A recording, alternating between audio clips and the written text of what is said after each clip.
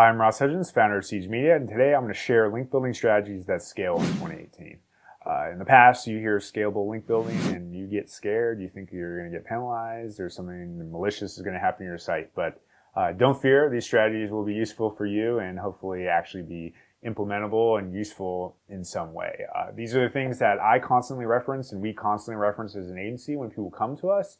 They're things that most commonly apply when people need link acquisition and want to scale it as a business. The first is brand monitoring. It's brand monitoring and also link moves. What I mean specifically with brand monitoring, obviously, if you're a big brand, it's relatively not easy, but if you're Airbnb or another company like that gets mentioned frequently online, sometimes there'll be unlinked mentions that you can follow up and request links for. Obviously, that's a nice thing that not everyone is lucky enough to have, but it does exist for many businesses and obviously it's something that you should pursue.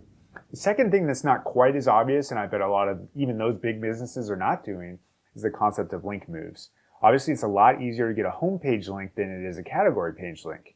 Therefore, if you're a company like Airbnb or some other business that gets a lot of brand mentions, but doesn't get the category mentions as often, you can look for instances where someone might have linked to your Airbnb homepage, but they're actually talking about their experience in Austin, and therefore you could request a move to an Austin vacation rentals page. You can see how that would be a lot more valuable than the homepage in this instance to get you the deep category links that you need. So it's all about monitoring and looking for context and then following up for those moves to get more valuable links. Get the deep links, move the equity to the areas that add value. And that's something I think bigger businesses can leverage to kind of move around the equity in the right ways, as well as add new links that they might not otherwise have gotten.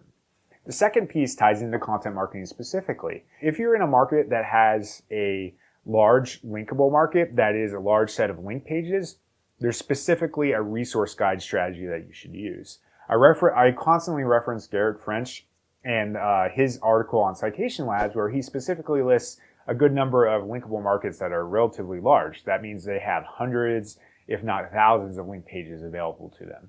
Examples of that are veterans, seniors, job seekers. Those kinds of things often have a lot of people and pages on the web that you can get links from. So if your market matches that, it makes sense for you to build guides specifically and then do that kind of outreach. That outreach is different. It's an in-depth guide. It's resource-driven. It's in-depth. You're going to do hundreds, if not thousands of emails in that kind of situation just because of the market and what that requires.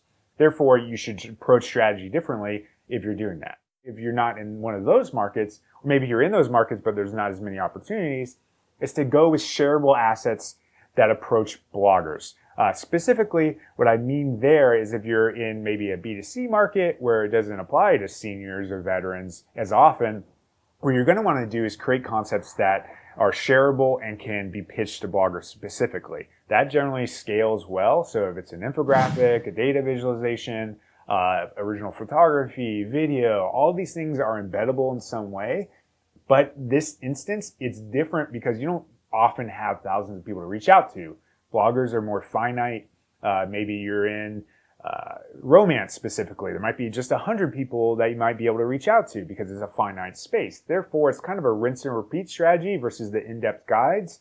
It's unfortunate it's a little more finite, but there are cost benefits to doing that. The blogs tend to be more updated. They're higher DA or domain authority for those reasons. And overall, that's another strategy that falls into the holistic piece of how to acquire links. It's a mid-tier strategy with shareable images that you target to bloggers specifically.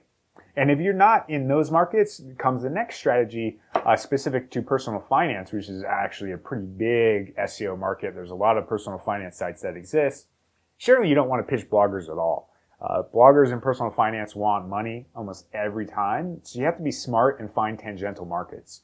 So tangential markets generally is a strategy that applies to personal finance, but also applies to a lot of markets where maybe your market specifically just does not take to links very well. So you have to find a way to connect it to another market and create content that's shareable, that's still interesting. So what I mean by this in personal finance might be city studies. So you do the 10 best cities for entrepreneurs. In this case, you're not pitching personal bloggers.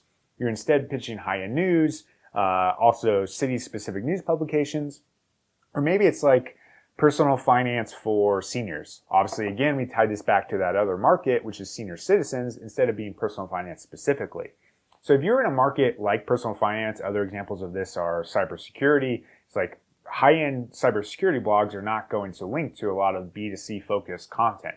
They want really technical, complex things that are not easy to build for the layman. So therefore, you have to find tangential connections in order to generate links at scale for those businesses. So it's basically be aware of what those sectors, specifically personal finance, cybersecurity is another one I really identified, where people just don't want to link to anything within reason you can build without 10 to 20 years of expertise. So that's specific to that market. And finally is building top and middle funnel content with intent to link. Another thing we do as an agency is we believe in the value of top and middle funnel that drives brand awareness. And a lot of times there's opportunities to create content that you can generate links to just by pitching, but also by organic discovery once it starts ranking.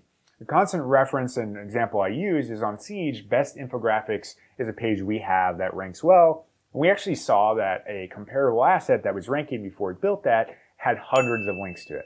So therefore, once we actually started ranking, we're now 2 at the time of this video, we just get organic people linking to that asset because it was clear by looking at the search result that dozens of people look for this and then organically link to it in some way, just because the top 4 or 5 results all had a good amount of links to it. So as an agency, what we're doing is we're looking for these high intent to link topics based on the linkable social proof of similar assets. And once you start ranking for those, that basically scales your strategy in building more organic links. And finally, one of my favorite high intent to link things that a lot of people can leverage is keyword statistics. So if you're in, let's say, content marketing, you could do content marketing statistics, and you'll notice that those specifically, super high intent to link, because a lot of times reporters are just looking for some random stat to fill in their article. Bloggers are looking for some random stat to fill in their article, and they'll look for your post that ranks for that term and then link to it. So you'll find these are often 100 plus links, sometimes more, that all you have to do is rank for that. And then you'll just get compounding organic links that almost is stronger than almost any other market. It's not really pitchable per se, but it's something at the front of a link strategy that any company should do should their market have any kind of search volume. So you really just have to find whatever keyword makes sense for you that ties into statistics, build a high intent to link topics, find the content marketing type that generates the most links for you and makes sense semantically, and then pile on the brand monitoring aspect to see if those opportunities are available to you as well to scale the overall effort. Of course, there are other ways to build links in 2018 and beyond, really, but I find these are the most rinse and repeat things that really do scale, that you can do over and over and over again, that continue to leverage and build and compound on each other to make sure you can actually rank for the bottom funnel things that you so desire in the long term. So hopefully you found this of value. If you like it, please give it a thumbs up, subscribe, and let me know what you thought. Thanks for watching.